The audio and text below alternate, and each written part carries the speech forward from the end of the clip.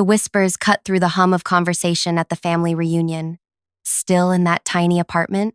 At 32? She can't even afford a house.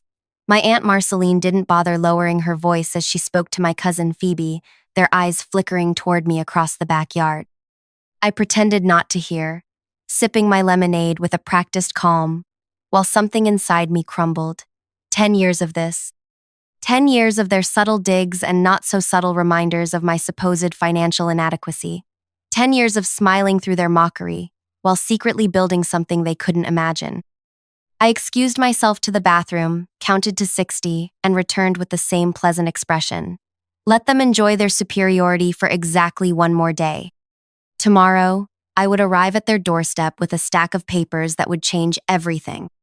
Tomorrow, they would learn that the house they'd been living in, the same house they'd kicked me out of at 18, now belonged to me.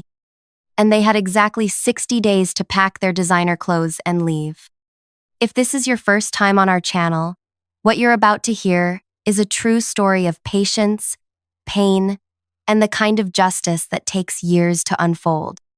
I don't share this for sympathy or validation, but because I know some of you are where I once was, underestimated and overlooked.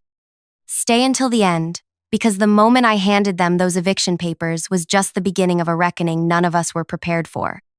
And if you're enjoying this, please consider subscribing. It helps more than you know. My name is Avalora, and until 3 weeks ago, I was the family charity case. The niece whose parents died in a sailing accident when I was 8, leaving me with nothing but photographs and grief. My Aunt Marceline and Uncle Dominic took me in, a fact they reminded me of at every opportunity. We opened our home to you, they'd say, usually after asking me to babysit their children or help with housework while my cousins enjoyed their weekends. I wasn't naturally quiet. Before my parents died, teachers described me as intellectually curious and socially confident, but grief and subtle emotional degradation can transform a child. In my aunt and uncle's household, I learned to minimize myself, to speak softly, to need less, to expect nothing. The differences in how they treated their biological children versus me weren't dramatic enough to report nothing that would interest social services. My cousins Phoebe and Winston received new clothes. I got hand-me-downs. They attended tennis lessons and science camps. I was told these activities were extras the family couldn't afford for me. They received allowances. I was told I should be grateful for room and board. I watched my aunt track every expense related to me in a small notebook she kept in her desk drawer. One day, when I was 14, I found it while looking for a stapler. Inside, columns of numbers detailed the financial burden I represented. $42.18 for school supplies. $127.65 for a dentist appointment. $83.22 for a winter coat. The final page included a running total, $38,496.73. That night, I sat on my bed, the twin mattress in the converted storage room off the kitchen, and made a promise to myself. Someday, I would pay back every penny. Someday, I would be financially independent enough that they could never again make me feel like an obligation. When I turned 18, my aunt and uncle suggested I find more affordable living arrangements. It wasn't a surprise. They'd been hinting at it for months. "You're an adult now," Uncle Dominic said, hands folded on the dining table. "It's time you experienced real independence." Translation: Get out. I found a studio apartment with water damage and unreliable heating. I worked 3 jobs, morning shifts at a coffee shop, evening shifts at a bookstore, and weekend hours at a tech repair shop. The repair shop became my education. The owner, Renata, noticed my interest in the business side of things and began teaching me basic coding and database management during slow periods. While my cousins attended prestigious universities, their graduation photos prominently displayed in my aunt and uncle's living room, I took night classes at community college, computer science, business management, accounting. I learned to function on 5 hours of sleep and discount store coffee. Every family gathering became an exercise in endurance. Still at that entry-level position? Uncle Dominic would ask, not waiting for my answer before launching into Winston's latest promotion or Phoebe's new condo purchase. I'd nod and smile, congratulating my cousins while they barely acknowledged my existence. What they didn't know, what none of them bothered to ask about, was that during those years, I was building something. It started small, a software program that helped small businesses manage inventory more efficiently than expensive enterprise solutions. I coded in my apartment after work, using a secondhand laptop with a cracked screen. Renata became my first client, then referred me to other local business owners. By 26, I had 5 employees working remotely and a client list that stretched across 3 states. By 29, I had patented 3 software innovations and expanded into cybersecurity solutions for mid-sized companies. By 31, I had quietly amassed more wealth than my aunt and uncle had seen in their lives. But I kept renting that small apartment. I drove a reliable but unimpressive car. I wore simple, quality clothes without designer labels. Not from financial necessity, but from a desire to remain underestimated. There's a certain power in being overlooked. People reveal themselves when they think you pose no threat to their status. And reveal themselves they did. At every holiday dinner, every birthday celebration, every family reunion, I collected their dismissive comments and condescending advice like diamonds. Each one hardened my resolve. 6 months ago, something interesting landed in my inbox. One of my clients, a real estate investment firm, was selling off certain properties in their portfolio. Among them was a familiar address, the house where I'd spent my teenage years, my aunt and uncle's house. I could have ignored this information. I could have wished them well and moved on with my life. But 2 decades of small cruelties don't fade easily. I made some discreet inquiries. The investment firm had purchased their mortgage from the original lender years ago. My aunt and uncle had refinanced multiple times, taking out equity to fund renovations and Phoebe's wedding and Winston's graduate school. They had missed payments, negotiated extensions, and were perilously close to foreclosure, all while maintaining the appearance of financial stability.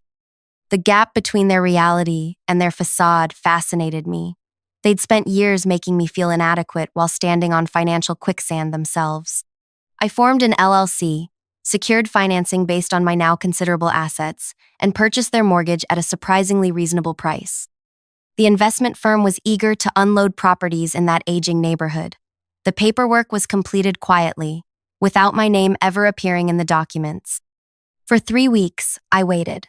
I watched them host another extravagant garden party they couldn't afford. I observed from social media as they took another luxury vacation while behind on their mortgage payments. I listened to them plan the family reunion where they would, once again, remind everyone of my financial failings. The day after the reunion, I arrived at their door with my real estate attorney and a stack of papers. My uncle answered, surprise flickering across his face at my unexpected visit. Avalora? What are you doing here? I need to speak with everyone, please. He hesitated, then ushered me into the living room where my aunt and cousins were finishing Sunday brunch. The remnants of eggs, Benedict, and mimosas cluttered the table I'd wiped clean so many times as a teenager. What's this about? My aunt asked, not bothering to stand. I placed the stack of papers on the table between us. This is an eviction notice. You have 60 days to vacate the premises. Confusion, then disbelief, then outrage flashed across their faces in rapid succession. What nonsense is this? Uncle Dominic snatched up the papers. 3 weeks ago, I purchased your mortgage from Crescent Investment Group. You're 4 months behind on payments, which constitutes default under the terms of your agreement. I'm exercising my right to terminate your occupancy. The silence was absolute. Winston dropped his fork. Phoebe's mouth opened and closed without sound. My aunt's fingers gripped her napkin until her knuckles whitened. This is our house, my uncle finally stammered. Actually, it's mine now. Has been for 3 weeks. You can't do this, my aunt whispered, her voice suddenly small. We're family. The word family hung between us, loaded with 2 decades of contradictions. Family. The same justification they'd used when asking me to give up my bedroom for guests. when explaining why there wasn't money for my school trip while they renovated their master bathroom, when suggesting I find somewhere else to live at 18. "This is business," I replied, echoing words my uncle had used so many times. "You're welcome to apply for a new rental agreement, but the rates will reflect current market value, about 60% higher than you're paying now." I stood to leave, placing my business card on the table. My contact information, should you have questions about the eviction process. My cousin Winston, who had always been kinder than the others, looked up with genuine distress. "Where are we supposed to go?" I paused at the door, the weight of 20 years pressing on my chest. "I hear there's an affordable apartment complex across town. The units are small, but they're a good place to start over. I would know. It's where I built my first million." If you're still with me at this point in the story, I appreciate your attention. Sometimes justice takes years to arrive, and what happened next surprised even me. The eviction notice was just the beginning. What unfolded over the next 60 days would reveal family secrets none of us were prepared to face. If you're finding value in this story, please take a moment to like this video and subscribe to our channel. Your support helps stories like mine reach those who might need to hear them most. When I walked out of my aunt and uncle's house that day, I expected to feel triumphant. Instead, I felt hollow. The momentary satisfaction of seeing their shocked expressions quickly gave way to a complicated heaviness. I'd spent years imagining this moment, yet the reality left me questioning my motivations. I drove to my apartment, yes, the same modest rental I'd lived in for years, not because I couldn't afford better, but because its simplicity kept me grounded.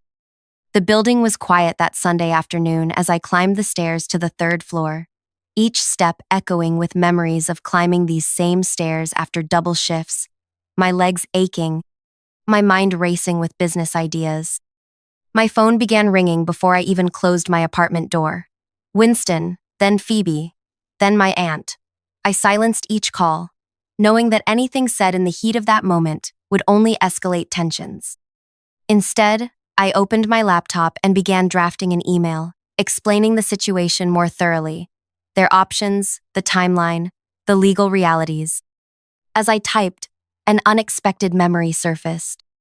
Winston, age 12, sneaking into my room with half his Halloween candy because his parents had forbidden him from sharing with me after I'd failed to complete my chores. "They're being stupid," he'd whispered. "You're more my sister than Phoebe anyway." I paused, fingers hovering over the keyboard.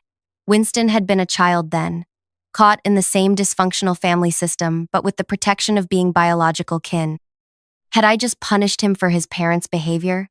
Was I becoming what I despised? Someone who wielded financial power as a weapon? The questions lingered as I finished the email, attaching resources for affordable housing options and financial assistance programs. Whatever happened next, I wouldn't leave them without information. I'd had to find all those resources on my own at 18. I wouldn't inflict that same disorientation on them, regardless of our history. 3 days passed before anyone responded. It was Winston who broke the silence, requesting to meet at a neutral location, a park halfway between our homes. I agreed, curious about what he might say separate from his parents' influence. The park was alive with early summer energy, children climbing on playsets, couples walking dogs, elderly people feeding ducks at the small pond. Winston sat on a bench near the water, looking older than his 30 years. I sat beside him, leaving space between us. "I didn't know," he said immediately, "about how they treated you. Not really. I mean, I saw differences, but they always explained them away. Said you had different needs. Said your parents left specific instructions." I stared at him, processing his words. "Specific instructions? From my parents?" Winston nodded, gaze fixed on the pond. "They told us your parents left a letter asking them to raise you differently, more practically than us. To prepare you for a life without inheritance or privilege." He finally looked at me. I never saw the letter. I just believed them. A wave of pure fury washed through me. My parents never wrote such a letter. They died unexpectedly on a weekend sailing trip. There was no premonition, no preparations. Winston's expression crumpled. I had a feeling, especially after college, when I saw how other families treated adopted or guardian children. But it was easier to believe them than confront the alternative. The alternative being that your parents systematically mistreated an orphan child while pretending it was for my own good. He flinched but didn't argue. They're not handling this well, Avalora. Dad's talking about contesting the purchase legally. Mom's telling everyone you've had a psychotic break. Phoebe's furious because she was counting on inheriting that house someday. I almost laughed at the absurdity. Inheriting a house that was underwater financially? They've been living beyond their means for decades. I know that now. Winston ran a hand through his hair. Dad lost his position at the investment firm 3 years ago. They gave him a settlement package, but it's nearly gone. He's been working contract jobs while pretending he's still employed full-time. The house was remortgaged twice to cover expenses. This information wasn't surprising, but hearing it confirmed sent an unexpected pang through me. The image I'd held of my aunt and uncle, financially secure but cruel, shifted slightly. They were still cruel, but their cruelty might have stemmed partly from their own financial anxiety. It didn't excuse their behavior, but it contextualized it. "What do you want from me, Winston?" "Time," he answered immediately. "Not for them, for me. I've been living in their guest room since my divorce last year. I need a few months to find a place and get back on my feet." I studied him, looking for manipulation but finding only honest vulnerability. "I'll consider it, but I need something from you first." "Name it." "That notebook my aunt kept, the one where she tracked every expense related to me. I want it." Winston's brow furrowed. "Her accounting book? She still has it. Keeps it in her desk drawer like some kind of twisted heirloom." "Get it for me. Then we'll talk about extending the timeline." He agreed, and we parted with an awkward handshake that neither of us knew how to navigate into something more familiar. As I walked back to my car, I felt the first stirrings of a revised plan. The eviction would proceed, but perhaps with more strategic precision than blanket punishment. The following week brought a barrage of communications. My uncle's attorney sent a letter challenging the purchase on technical grounds, all easily dismissed by my legal team. My aunt called mutual acquaintances, spreading stories about my mental instability and unhealthy obsession with their family. Phoebe posted a thinly veiled social media rant about fake family who stab you in the back when you least expect it. I weathered it all with a calmness that surprised even me. Their reactions, entitled "defensive, externalizing blame," only confirmed I'd made the right decision. 10 days after our meeting, Winston texted me, "Got it, plus something else you should see." We met at a quiet cafe this time. He slid a canvas bag across the table.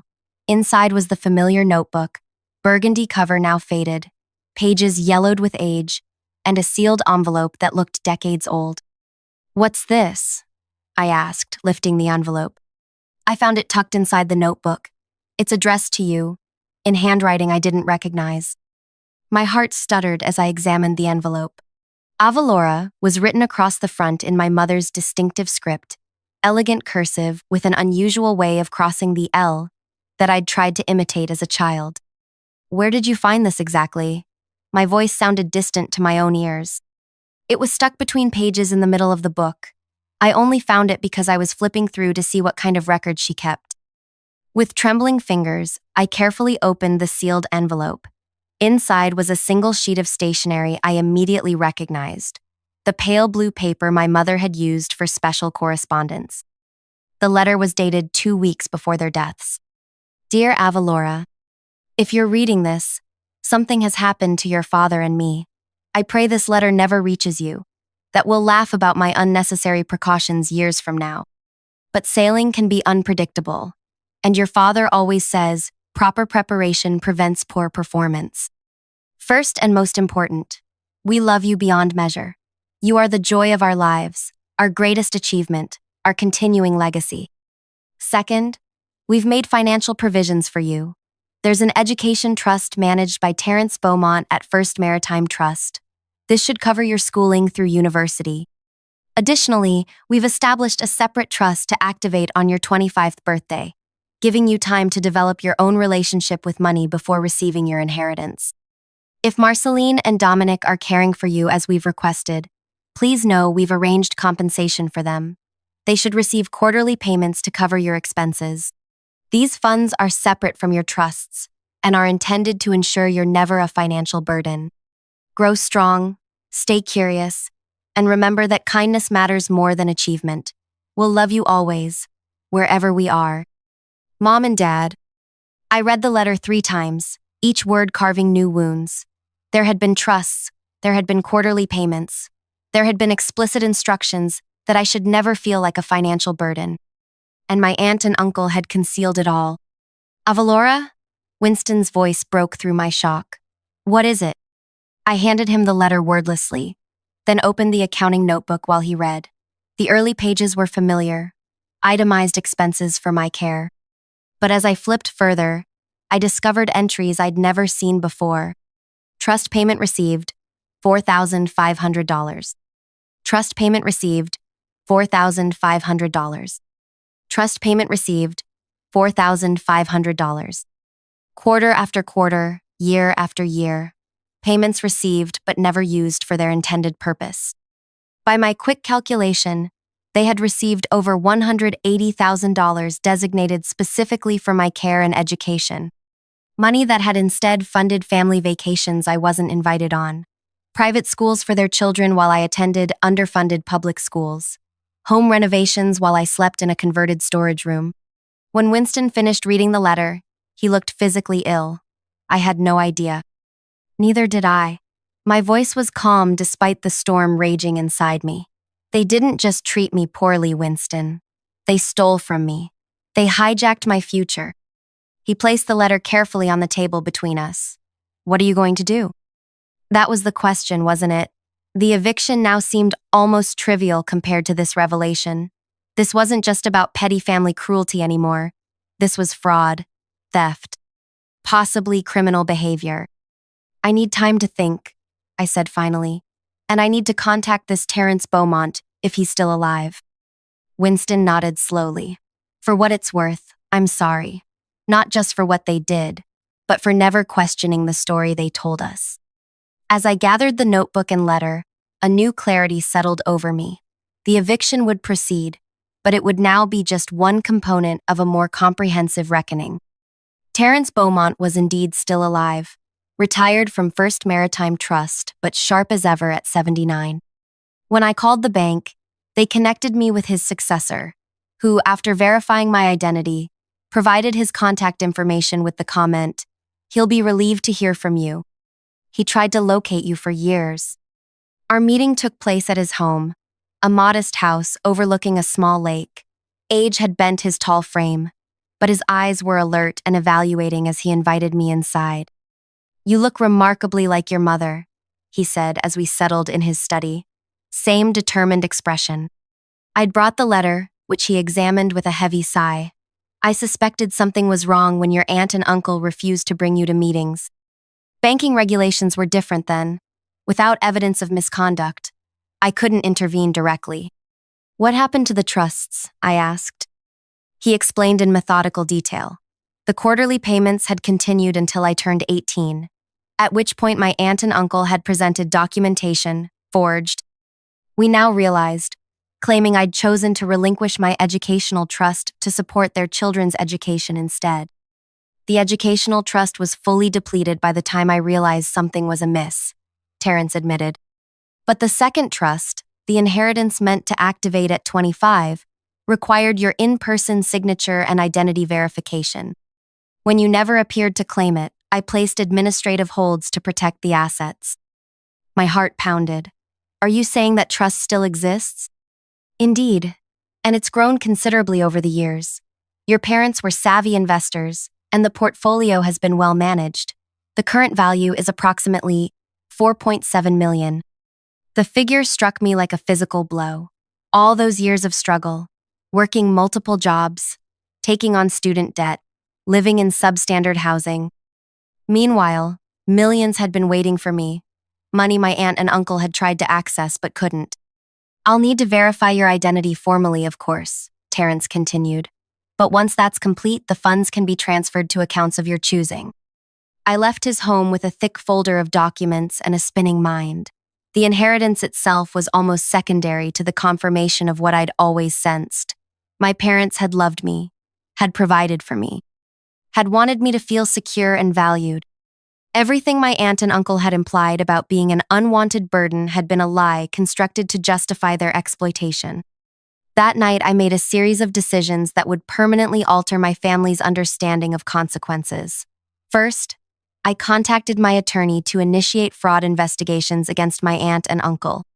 Second, I hired a forensic accountant to trace every misappropriated penny from my educational trust. Third, I modified the eviction timeline, not to extend it, but to accelerate it. They would have 30 days, not 60. The next morning, I received a call from my aunt, the first direct contact since I'd delivered the eviction notice. Her voice dripped with the artificial sweetness I remembered from childhood, when she'd put on performances of caring guardianship for outsiders. "Avalora, darling, we need to talk about this misunderstanding. Dominic and I have always wanted what's best for you." "I found the letter," I replied simply, "from my parents, and I've spoken with Terrence Beaumont." The silence that followed contained multitudes. Fear, calculation, the first dawning realization that this situation had escalated beyond her control. "Whatever you think you know," she began. "Stop. I know about the quarterly payments. I know about the educational trust you depleted.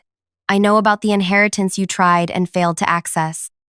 Another silence, then a dramatic shift in tone. "You ungrateful little after everything we did for you, taking you in when no one else would, feeding and clothing you. With money specifically provided for those purposes," I countered. "Money you documented in your little notebook while pretending I was a financial drain. We deserved compensation for disrupting our lives. Do you think it was easy, suddenly having another child thrust upon us?" There it was, the truth she'd always hidden behind performative guardianship. I'd been an unwelcome obligation, even with financial incentives. "The eviction timeline has changed," I informed her. "You now have 30 days, not 60. Additionally, you'll be receiving formal notice of legal proceedings regarding the misappropriated trust funds." "You can't do this to family." Her voice had risen to a desperate pitch. "You established the rules of our relationship long ago," I replied. "I'm simply operating within the parameters you created." I ended the call and blocked her number, then did the same for my uncle and Phoebe. Winston was the only one I kept an open line to, partly because of his apparent ignorance of his parents' actions, and partly because I needed someone to communicate the changing timeline. The following weeks unfolded with the precision of well-laid plans. My legal team delivered updated eviction notices and initiated proceedings regarding the misappropriated educational trust. The forensic accountant traced payments through family accounts, revealing patterns of fraud extending beyond my situation, including tax evasion and mortgage application misrepresentations. Winston kept me informed of the family's reactions. My uncle, facing potential criminal charges, had grown despondent. My aunt vacillated between rage and panic attacks. Phoebe had fled to a friend's house, refusing to help her parents pack or plan. "They're not just losing the house," Winston told me during one of our now regular coffee meetings. "They're losing everything they thought defined them. Their social standing, their illusion of financial stability, the story they told themselves about who they are." I nodded, understanding completely. That's exactly what they took from me. My story, my security, my rightful place in the world. The day before the eviction deadline, I received an unexpected email from Phoebe, a rambling message alternating between accusations and pleas. The final paragraph caught my attention. "They kept things from your parents' house. Items they told me were worthless that they were going to throw away. But I saw Mom looking at them sometimes. They're in boxes in the attic labeled kitchen supplies. I thought you should know." 24 hours later, as my aunt and uncle loaded the last of their possessions into a moving truck bound for my uncle's sister's house 3 states away, I arrived with Winston to inspect the property. They avoided eye contact as they handed over the keys, their formerly proud postures now bent with the weight of exposure. The house felt different without their presence, larger, lighter somehow. Winston led me to the attic access in the hallway ceiling. "I'll help you look," he offered. The boxes labeled kitchen supplies were tucked behind holiday decorations and outgrown children's clothes. Inside, wrapped in old towels and newspapers dated from the year my parents died, were the physical remnants of my previous life. Photo albums, my mother's jewelry box, my father's collection of vintage nautical maps, a handmade quilt my grandmother had created for my birth. And at the bottom of the final box, a small jewelry case containing my mother's engagement ring, an unusual design with a blue sapphire surrounded by tiny diamonds. I remembered playing with it as a child, how she'd let me try it on and pretend to be a grown-up. "She wore this every day," I whispered, sliding it onto my finger where it fit perfectly. "They told me all her jewelry was lost in the accident." Winston watched silently as I gathered these treasures, these pieces of my identity they'd hidden away while pretending to be my benefactors. As we carried the boxes downstairs, he finally spoke. "What happens now? To them, I mean." I paused on the landing, considering the question. The legal consequences would unfold regardless of my personal feelings. The fraud investigation had already been filed with authorities. The financial reckoning would come through official channels. But there was something else I could offer, something that would honor my parents' values while acknowledging my own journey. "Do you remember what my mother wrote in her letter? That kindness matters more than achievement?" Winston nodded. "I'm going to establish a foundation in my parents' names, for children who've lost parents, to ensure they receive not just financial support but advocacy, someone checking that they're treated with dignity and respect." I continued down the stairs, my mother's ring catching the light from the windows. "And I'm going to invite your parents to the launch event. Not because they deserve forgiveness, but because I want them to witness what actual guardianship should look like." Outside, the moving truck had departed. The house, my house now, stood silent, waiting for its next chapter. "What about you?" Winston asked as we loaded the boxes into my car. "What do you want for yourself after all this?" I smiled, feeling the weight of my mother's ring, not as a burden but as a connection, a reminder that I'd always been loved, always been provided for, even when that provision had been intercepted. I want what my parents wanted for me, to grow strong, stay curious, and remember that kindness matters. I closed the car door and looked back at the house. And I want to finally stop renting and create a real home.